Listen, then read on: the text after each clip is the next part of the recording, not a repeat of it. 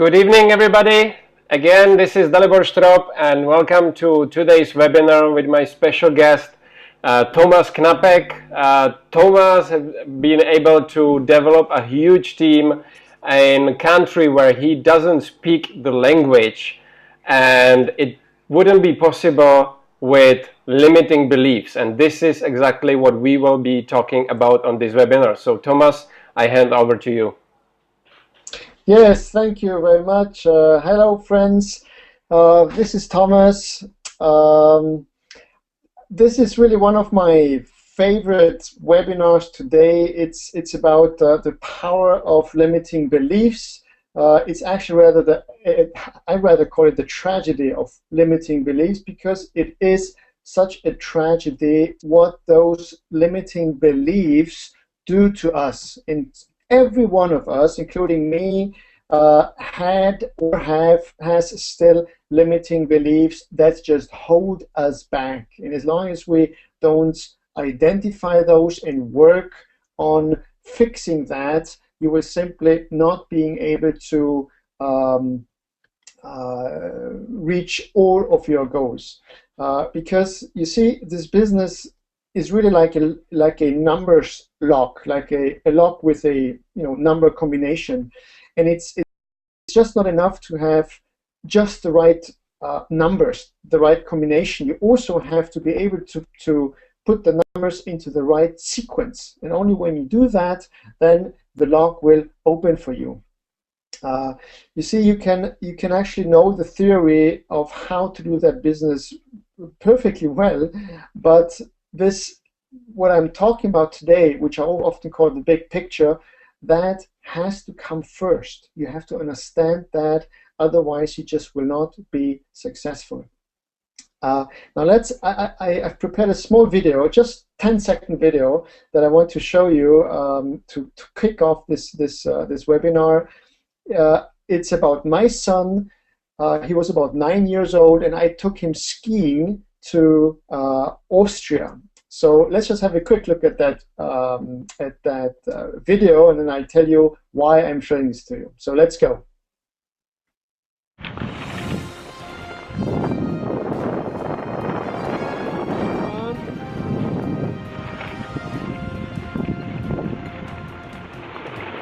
Okay, that's my son. He's about 9 years old.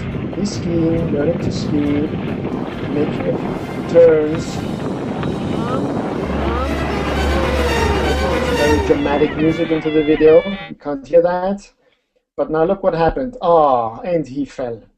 All right. Now in the video, you would probably, well, if you would hear the sound, you would hear him cry, and he was really crying. And I just told him, "Oh, come on, let's get up. Just keep on skiing," because he kept falling down quite often. And he said to me, "No, I broke my leg." And I said, "Oh, yeah, just get up and let's go. I mean, let's keep on skiing." And he didn't stop crying, and he said, I broke my legs." And I said, no. So when he really didn't stop crying after a few minutes, I got a bit nervous. I picked him up, and he really, couldn't put his weight on the legs. So I took him between my legs, and we skied down the slope to the next little restaurant. Now, he kept crying all the time, and I was getting more and more nervous. And down there at the restaurant, I called my wife, and I said, "Look, I think we've got a small problem."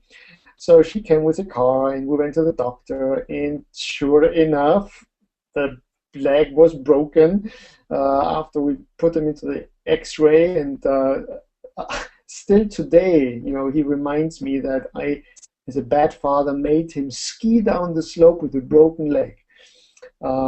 Anyway, he went to the hospital. They gave him that plaster, and he had to have it for about 5 weeks. Now that was in February. In about 5 to 6 weeks, we went back to the doctor. We made more x-rays, and the doctor said, "Your leg is perfectly healed. It's fine. We can take off the plaster. You can move on in your life." The first 1 or 2 days, it's going to be a bit uncomfortable, but you are fine. You can use your leg completely. So the first few days he was limping, and then after a week he was limping. He just didn't walk correctly. And we told him, that you don't have to limp anymore. It's fine. Your leg is healed. Don't worry about it. But he kept on walking, and he was limping. Now that was in March, and I remember it was still in May when he was limping. 2 months after they took down the thing, he was still limping, and the problem was he didn't believe us that his legs were healed. I mean, he just didn't believe us. And only after I really took him for a walk, and it really made him understand that there is no reason for him to still limp. Eventually, he got it, and eventually he really stopped limping, and of course today he's absolutely fine. So this is just an example that I brought up because I mean we all have limiting beliefs, and if children have such a, well, if those have such power over children, can you imagine what power they have over us? We live today in the richest, most abundant society in the history of the world, really. I mean, we all should have endless opportunities, the fulfillment of our dreams. Why then do only some of us have such a life and others don't? If it seems so easy. Now, of course, there are thousands of reasons for that, but I just want to go through a few of them. A few weeks ago, I had a great event in Dublin, by the way. I spoke about success all day long and about dreams and about a great life.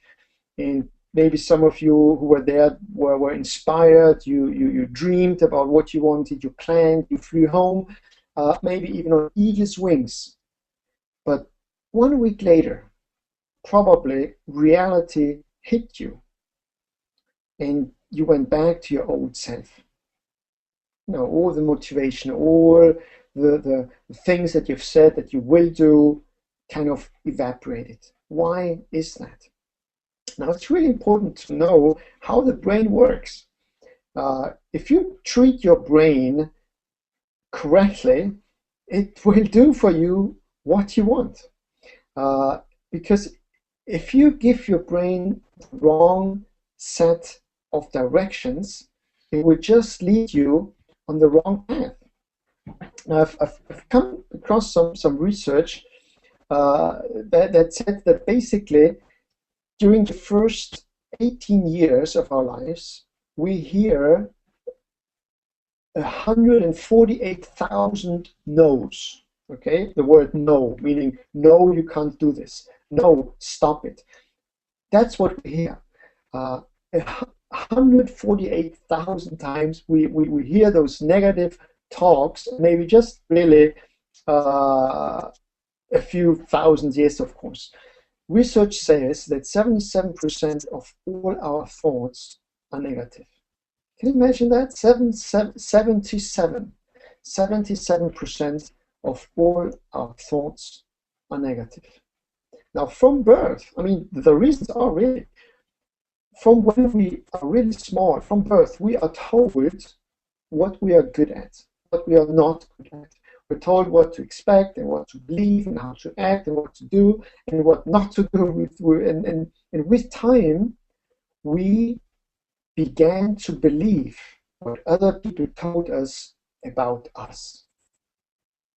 That is the key thing.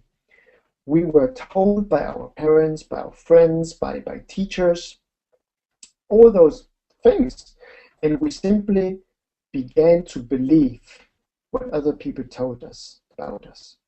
And the worst part, the tragedy really is, it makes no difference if it's true or not, because the brain, our brain, simply believes what you tell it most, because the brain itself doesn't care. It just doesn't care. Uh, so if you keep telling your brain things that are wrong, he will believe it and he will act on it. Now, I'm a big believer in goal setting and in goals, because whatever you focus on in your life and your thoughts, you just really move towards that thought and eventually towards that action. So do you focus on your dreams, or do you focus on the things that you don't want? Now, that is, by the way, goal setting as well, focusing on the things that you don't want. It's just called negative goal setting, but it works as good as the positive uh, goal setting. So unless this old programming that you are carrying with you from really the time you were born, from the time you were raised up, and unless you can replace this old programming with a new set of directions, it will simply stay with us forever, and it will hold us back. And those are all those limiting beliefs. If you give your brain the right direction, it will work for you. Okay? Really understand that. Your success or failure will depend on your programming. What you accept from others, or what you say to yourself, your self-talk. I mean, think about it during the day, consciously. How do you talk to yourself? Is it positive or is it negative? Do you think about all the bad things that are happening to you every single day, or do you think about the good things that you want to envision? Now, this is who we believe to be today, whether it's true or not.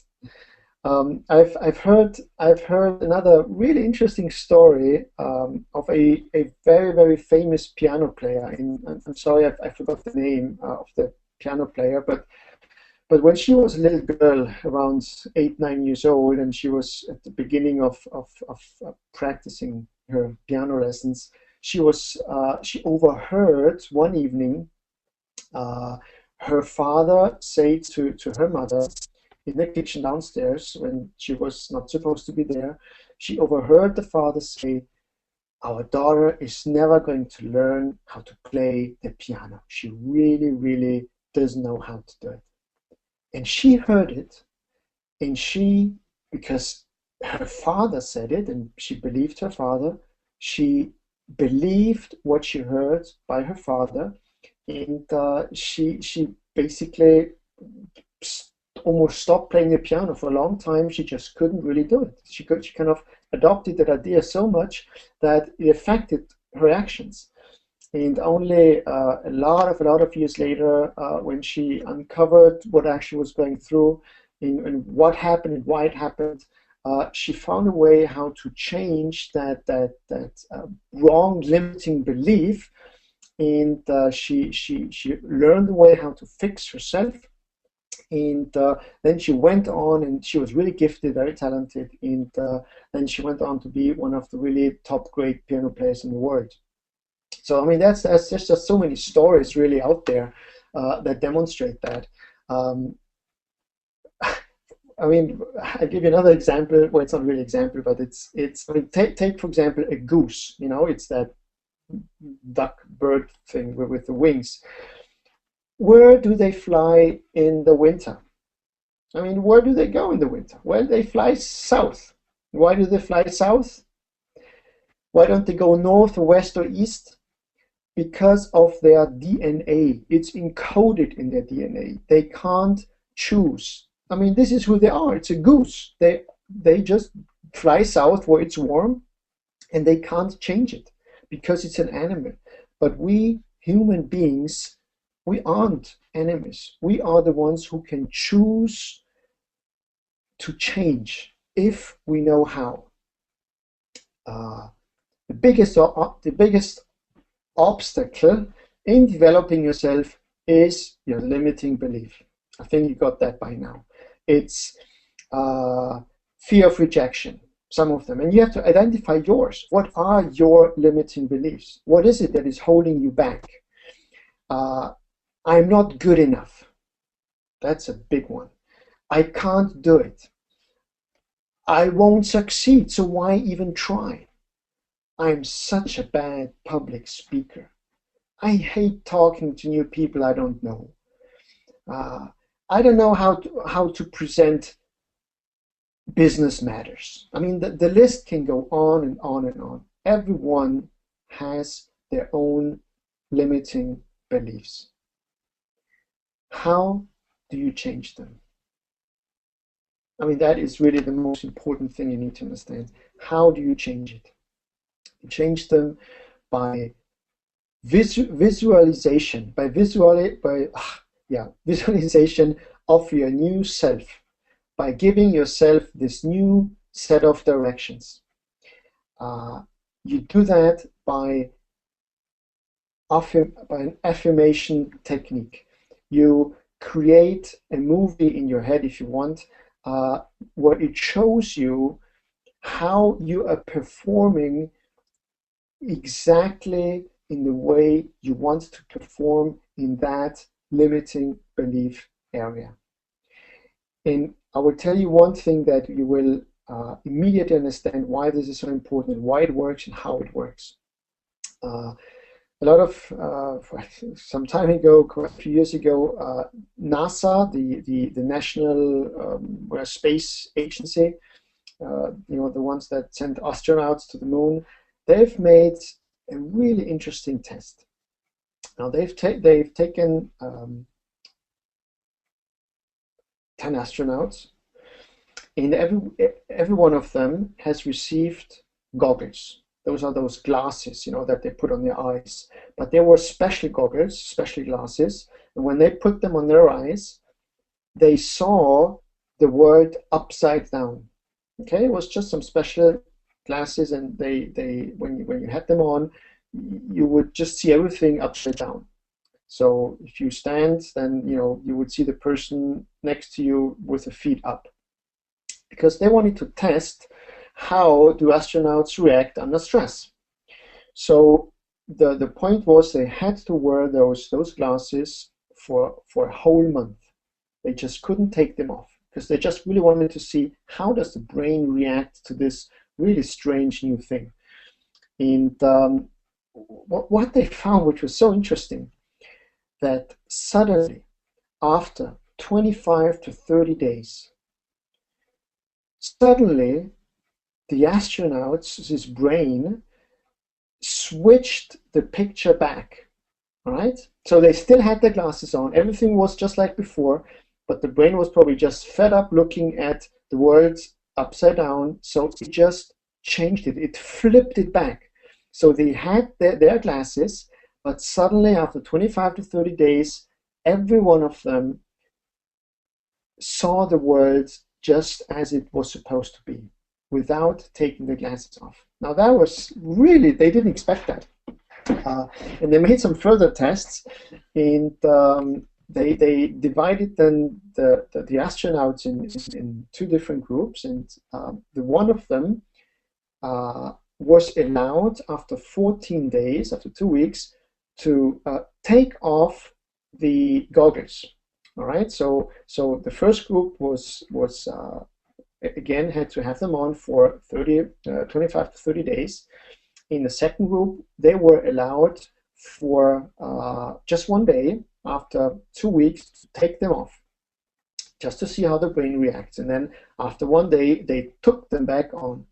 Now, the really interesting thing is that after they have stopped that program, for 1 day, they took them off for 1 day, and then they put them back up. It took the brain another 25 to 30 days before they eventually flip back, the picture. So basically what this all proves is that the brain needs 25 to 30 days to adapt to that new situation, to change some neuro something in the brain. It simply takes 25 to 30 days of you visualizing your new self. All right? If you every single day spend 10-15 minutes with closed eyes in the theater of your mind, where you see how you are acting in the way that you want to act, and you are overcoming your limiting beliefs. So, for example, if you are, and this was my experience, by the way, because I was always terrified of public speaking. What I did is that I imagined, I saw in my mind how I was presenting and giving a great talk to a huge audience. And it was not only about me seeing it, but I almost experienced it. I felt the emotions. I heard the applause at the end. I saw myself smiling. I saw myself how I was giving this really good talk and how I felt good about it. It has to be combined with emotions. So you see it in your mind, you feel the emotion, you hear the sound, and when you finish your talk, I would see the standing ovation, and you know, after 30 days, you're programming yourself in a way that you're telling yourself, your brain, I am a great public speaker. In the next time you're going to actually do a talk, this whole thing will feed into you, and you will just not even believe how much you will enjoy it, because you have seen it in your mind for 30 days and you've created some new patterns in your brain, and they just help you to just kick that through. So you can use that technique for every single limiting belief that you have. So the only problem, of course, is self-discipline. All right. Now, what's the definition of self-discipline? I'd say it's the willpower to do what you know you should do, when you should do it, whether you feel like it or not. Because it doesn't go on your own. You can't do it without just doing it. So you need the self-discipline to push yourself to go through that exercise, to spend 10-15 minutes a day. In the morning, I did it just before you go to bed as well. Again, you just do it 1 or 2 times a day for 30 days, every single day.